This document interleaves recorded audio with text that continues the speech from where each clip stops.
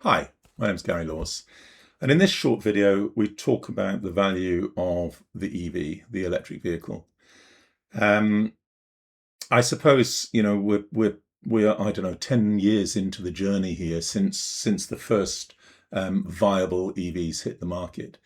It always takes time for new technologies to hit what we call the tipping point, where there's enough people that have them that convert the view of the naysayers. And we are all generally a little bit resistant to change. It's understandable. We're often a little bit suspicious of change and so on. The EV was a particularly difficult one because, of course, there are significant industries out there that stood to lose a lot of money with the introduction of the EV. So there's a lot of stuff being said. And, to some extent still. But in the early days, it was unbelievable, some of the stories that were coming out from the petrochemical industry in particular. But I think most of us have been around long enough now and aware enough of these things to realise that most of that was nonsense. The EV is quite literally a no-brainer. As a replacement to a petrol or diesel car, it is better by every measurable. The only thing that I've ever thought is a slight negative is they tend to be a little bit heavier than petrol diesel cars in general. Although not as heavy as most SUVs. I think still the majority of the heaviest cars sold in the UK are not EVs, they are petrol or diesel SUVs. But in general, they're a little bit heavier than most comparable sized cars. I think the figure is between 9 and 12% heavier, which is going to affect tyre wear a little bit. I've had EVs for 6 years and I haven't noticed that. And what I would say is it's probably balanced by massive savings in brake pad wear. So there's a slight negative in tyre wear, but almost certainly balanced. And all the other consumables, it's very light on consumables, it's very light on servicing, and incredibly cheap to run.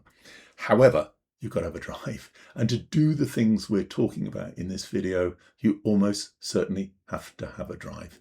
And I did write a piece a few years ago on what I regard as the impending social divide between those people that have a roof and a drive and those that don't. This is going to be a massive issue.